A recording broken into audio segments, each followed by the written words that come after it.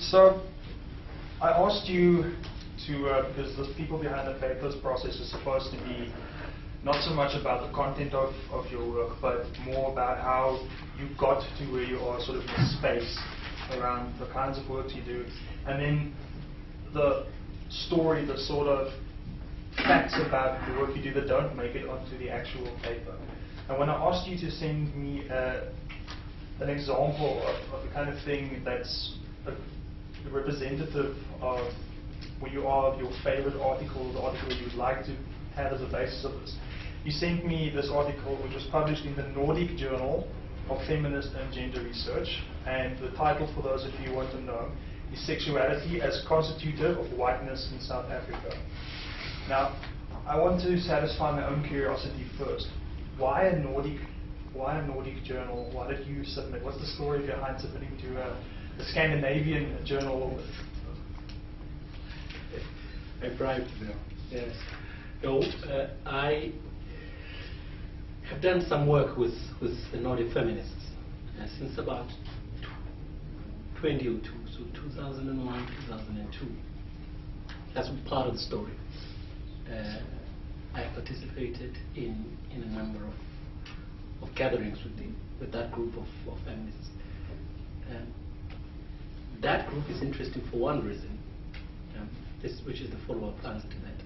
I guess because you get a lot of literature from North America, the US in particular, the United Kingdom, France to a certain extent. You don't get a lot of feminist work from Nordic feminists, but they do interesting work. They do pleasing work on sort of the margins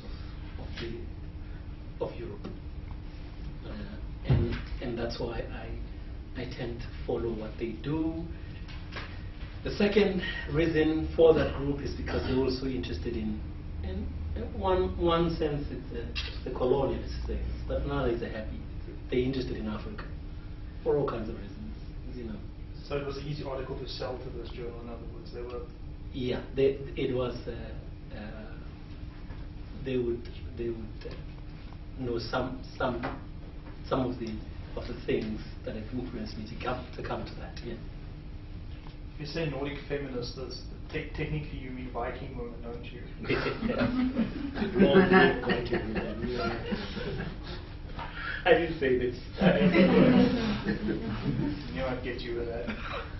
So that's actually, if we have to sort of look back at this, because I mean, some people, your areas of most interest usually center around things like identity, and especially how they relate to constructs like being white, or being an African, being a black person, or being male, being female, and you know, and also areas such as violence, black on black male violence, those kinds of things. But with regards to this, specifically gender and race identity and so on. Now, from where you began your career, starting obviously in Africa, and I suppose also through this tumultuous history that this country has had up to now, the interesting race issues that form the South African identity, all the way to publishing in a Norwegian, Nordic, European journal. That must be quite a crooked road, really, a circular kind of thing. Where did you begin exploring these themes? Was it already did you know that this is what you were interested in, race and gender and identity, before you started your first day of university, or was it something that you grew into afterwards? Where was it? Well, probably all of you might remember this. First year textbook, Kenneth and Mamie Clark, the Dollstars. It fascinated me now.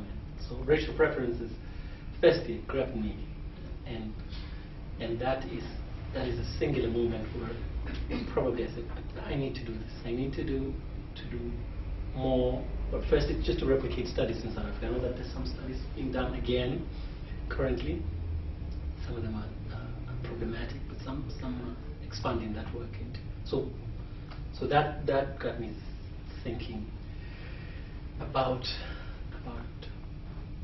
I'd like to do this work. Now the interesting part is, of course, I do postgraduate studies at I mentioned it again, in a colonial department where a friend of ours is working, right? Kevin Dera in particular, University of Natal Maritzburg. And Bruce Falls is still doing rad at that time. So, and then Lance Nachenachten and the rest of them. I want to do that for a master's degree. I wanted to do the Dole studies for a master's degree. And nobody was either interested or capable or wanted to supervise. And I ended up doing something else. And I guess that's probably a lesson, a salutary lesson for us as teachers about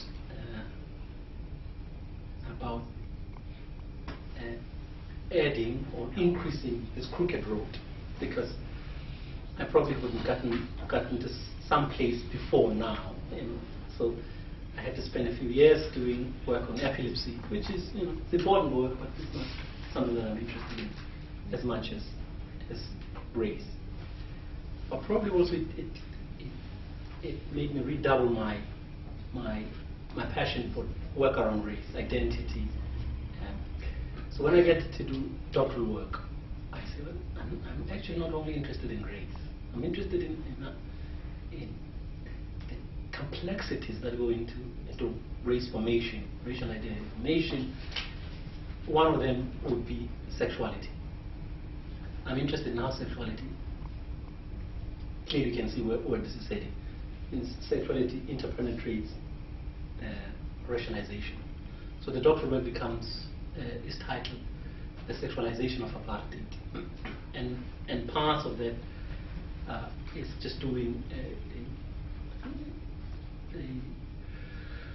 light version of discourse analysis, which is about how race is made in South Africa, is made by sexuality, and how sexuality is made by race, and all this classification. So it's a study of classification and morality in race. So that's where I get back, and of course I'm loving it even better. This was more or less around the time when you did your master's dissertation, your doctoral thesis. These are the kinds of themes you're exploring. Could you just situate me more or less what time in history was this? 98 up until 2001. I do doctoral work. Yeah. So you weren't. Were you an active scholar or an academic before 94? Or was this? No, 94 is the first conference I attended, a scholarly conference I attended. Yeah. Because the question I would like to ask is, I mean, those topics, the topics that you explore, they're very personal topics for lots of people. And what I'd like to ask is the kinds of resistances that you meet while doing the research that you do, and also how you overcome them, because I'm presuming here that these kinds of things do meet resistance, because you're trading on ideologies, you're trading on people's deeply held beliefs, things like whiteness ideologies, or the flip side as well, African tribalism, those kinds of things, and you question these things. Obviously, that's the job you do. What you take them apart, you look at them in a critical way and try and explain them. And some people don't like that when you do that to their dogmas, I suppose. Now, how is that factored into your career? Or is there any specific time when you really got sort of, I don't know, I don't want to use the word lynched, but sort of academically lynched or blockaded? Any kind of story that you can tell us about the working with sensitive subjects like that? Two parts of the answer. One, it didn't happen directly with me. It was with a student, but it's again another lesson. And I've kept this lesson for a while. I was part of a higher degrees committee, a faculty, a Senate committee. And one of the students that I'm supervising wants to do a piece of work, and the committee rejected it. Says, you have to go back. And I said, come on, write a letter, because I need to come. I need to be part of this meeting. I need to retable this. So I retabled with them. And And the chair of the committee says to me, if you're going to do work that is not mainstream, you have to be aware that you have to mount better argument. You have to mount it in, because you meet resistance. And I've kept that in. He was right. So they were not rejecting because we don't understand what you're doing. And so I had to be there on behalf of the student and mount the argument that actually this is a good piece of work. Something really good is going to come out of this. The student is going to be good. So this is much later. But what had happened is I always advise again young scholars, young researchers.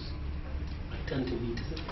Well, if you're going to do postgraduate work, you have to choose two things. And I know most of us tend to choose the first one. They choose the university. So you choose the university. You choose UCT, you choose UNISA, rather than choosing two things at once. You have to choose the university and the supervisor.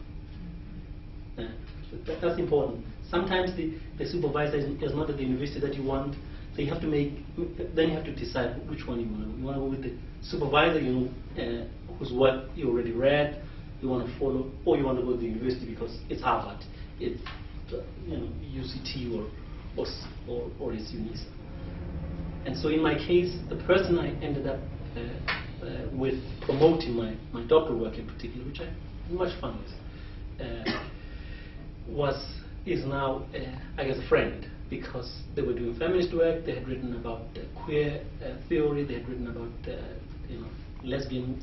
black lesbians, and they were interested in sexuality and race, and so they could understand basically. So although they were back then marginal, they're doing this lesbian queer theory in psychology. They understood where I was coming from, so they gave me the space to do that. And in turn, of course, they would choose their examiners with care, right? That helped me quite a lot. So the resistance was broken before, because they would support me when it went to Senate. Same thing, I'd support somebody who comes in and does whatever now, gay black men or transgender black men, or anything marginal. But I think this piece of work has potential. I would do that because I started realizing this is what facilitated my learning. And yesterday, just incidentally, I was at a conference and one of the keynotes was speaking about this. That we never quite think about as kindness as a pedagogical concept. And it was kind. My supervisor was kind to me. He says, "You're going to meet problems, but I'm there with you." And that worked out for me. It even made me some kind of feminist, sort of. So, would you characterize your career as fairly speed bump free? I mean, did you not have any trouble getting where you are at the moment? I mean, I'm not sure. Are you still serving as president of CISA, or okay, that's now. That's good. Very good. But I mean, you've held some positions of high responsibility, and often, I mean, there's not just a pure ivory tower side to writing and getting to these positions and so forth. There are political considerations as well. Other people who want the same kinds of things.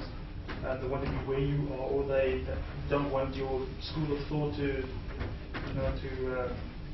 get a voice. Those kinds of things. Have you any kind of difficulty? And I mean, it doesn't have to be peculiar to you, but sort of a general roadblock. Because the reason I'm asking is, I personally don't know much about the realities of operating in this research ecosystem in South Africa. So, where are the spots where I would bump my head? If you want to do something as fundamental as identity or gender or sexuality. No. Let me say this again. I want to underline this. And I hope sometimes when I visit